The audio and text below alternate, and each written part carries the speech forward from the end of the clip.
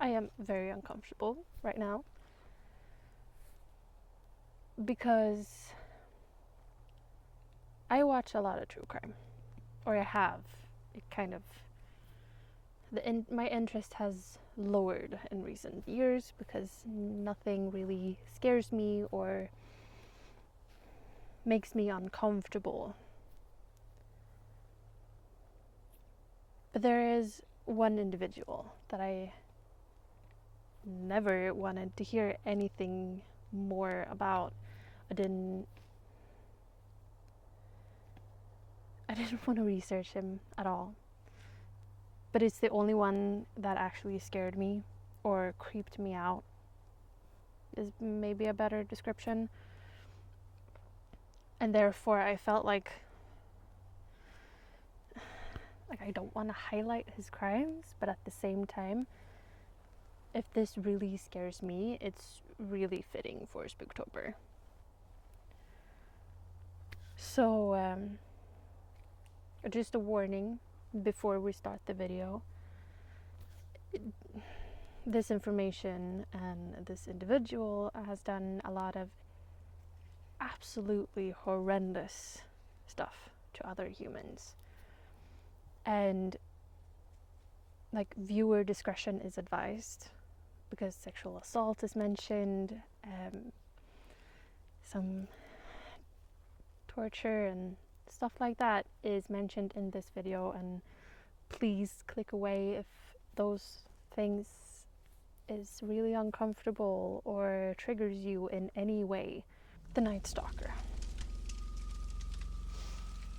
Richard Ramirez was born in El Paso, Texas, to a Mexican immigrant family. He was the youngest of 5, and when he was around 12,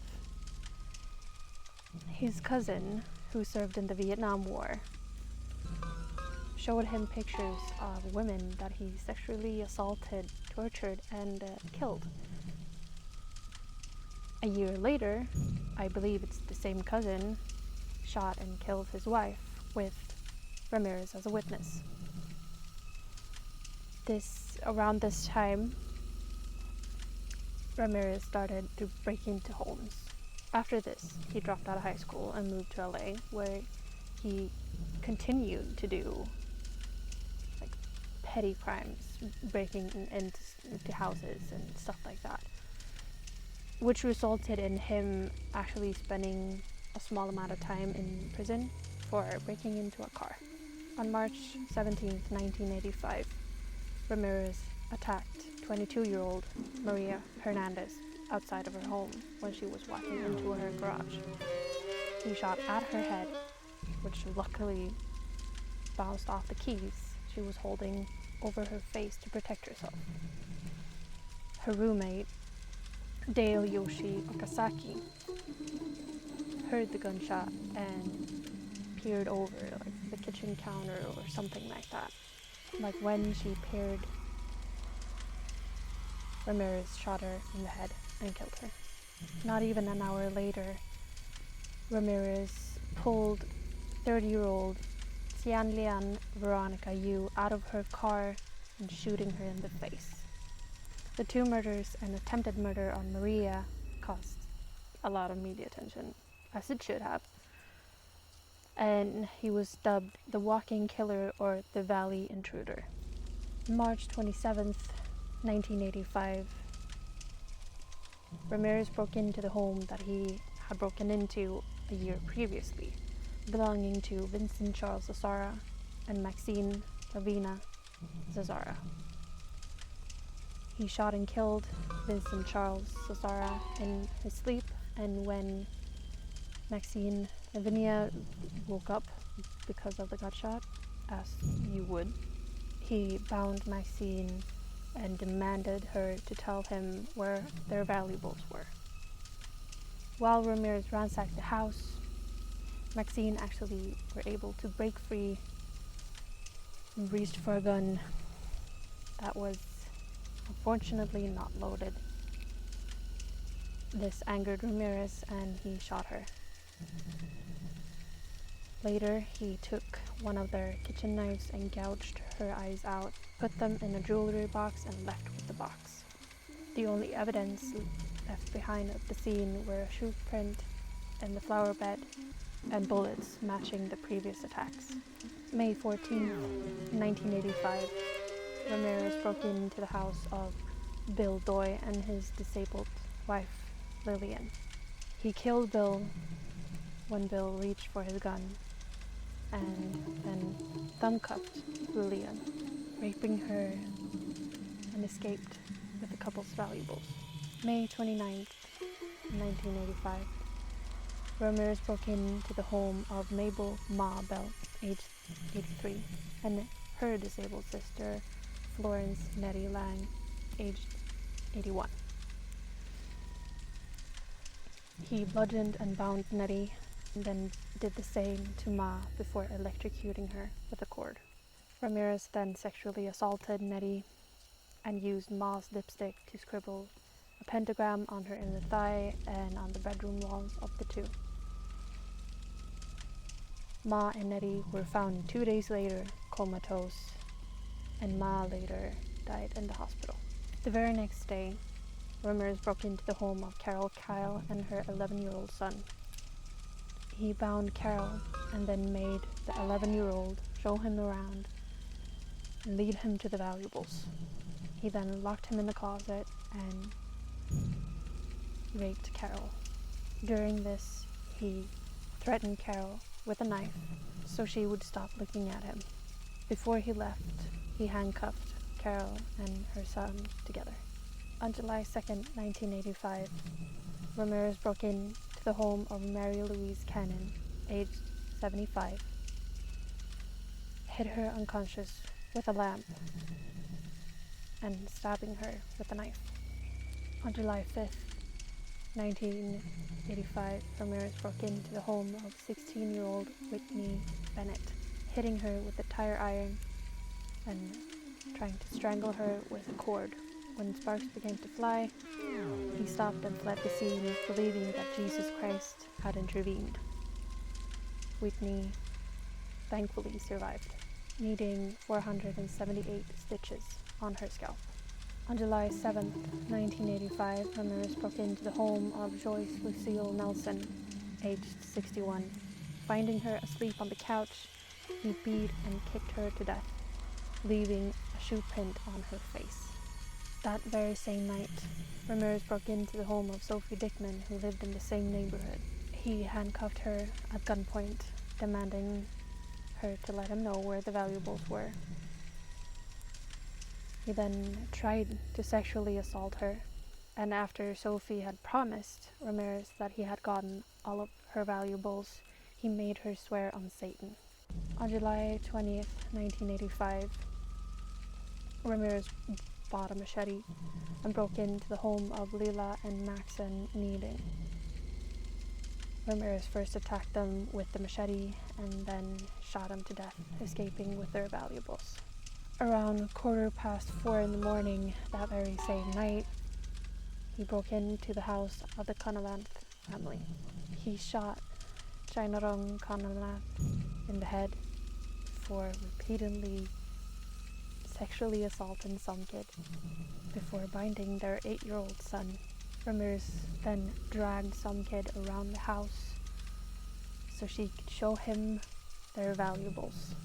And again, he made her swear on the devil that she had showed him them all. August 6th, 1985, Ramirez broke into the house of Chris and Virginia Peterson. He shot Virginia in the face and Chris in the neck. Chris fought back, evading 2 more bullets and making Ramirez escape. Both of them survived the attack. On August 8th, 1985, Ramirez broke into the home of Sakina and Elias Abuath, killing Elias instantly with a gun. He then bound Sakina and forced her to show him all of their valuables. Ramirez then brutally sexually assaulted Sakina and made her swear on Satan that she wouldn't scream. He then brutally sexually assaulted her And when the couple's 3-year-old son walked into the room, Ramirez just bound the kid up and continued to sexually assault Sakina. And when Ramirez left, Sakina unbound her son and sent him to the neighbors for help. Ramirez had been following the media surrounding the killings, so he drove to San Francisco Bay Area, and on the 18th of August 1985, he broke into the home of Peter and Barbara Pan. He shot Peter in the temple before beating and sexually assaulting Barbara. He then shot her in the head.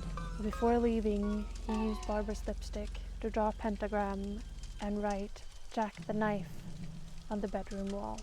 The mayor of San Francisco held a press conference surrounding the killings and revealed crucial evidence, especially around the sneakers that Ramirez were wearing during the attacks. This led Ramirez throwing his sneakers over the Golden Gate Bridge that very same night.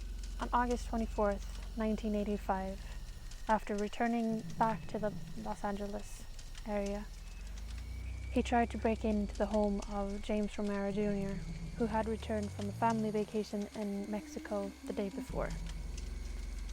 Thankfully, James Romero Jr.'s son, James Romero III, were awake when Ramirez was wandering around the property.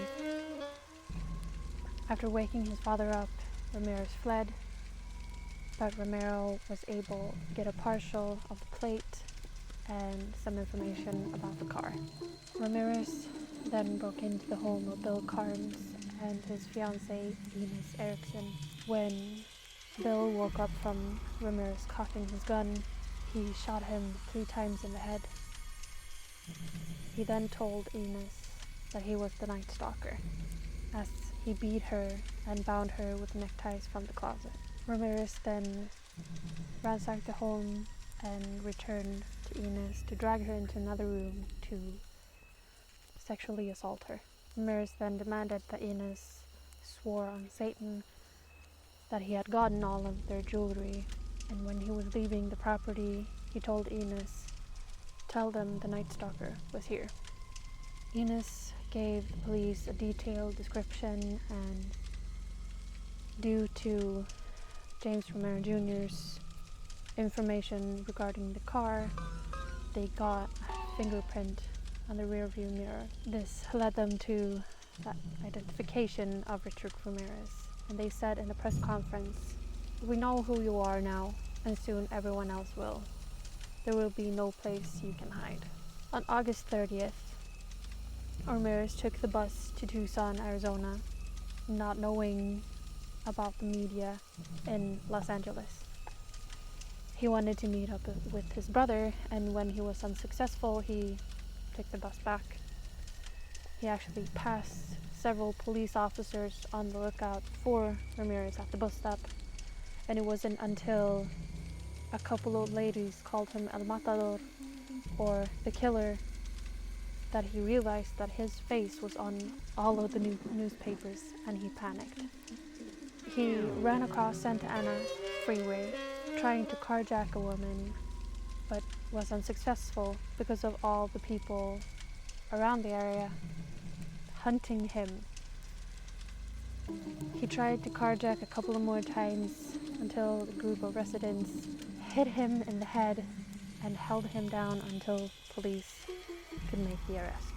On his first court appearance on July 22nd, 1989, Ramirez held up his hand, showing a pentagram in his palm and yelling, "Hail Satan." On August 3rd, 1989, a prison guard overheard Ramirez threatening to shoot the prosecutor, which led to metal detectors around the courtroom, and searches were conducted. On August 14th, the trial was halted due to one of the jurors, Phyllis Singletary, didn't show up. She was later found dead in her home, being shot to death.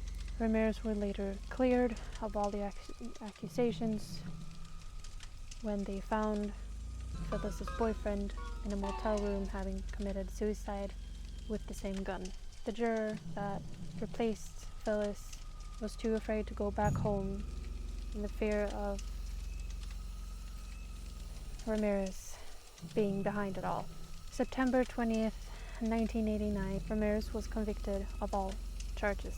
13 counts of murder, 5 attempted murders, 11 sexual assaults, and 14 burglaries. Then on November 7th, when Ramirez was sentenced to the gas chamber, he told reporters, and I quote, "Big deal. Death always went with the territory. See you in Disneyland." Ramirez died due to complications of B-cell lymphoma on June 7th in 2013. He was 53 years old. That was extremely hard for me to research, to edit, to read, and I don't ever want to hear about the Night Stalker ever again. If you like this video, then please like, comment, and subscribe. If you have any other serial killers or true crime or whatever that you think will scare me or creep me out this much, feel free to send them through my social media below. And I will see you in the next one. Bye.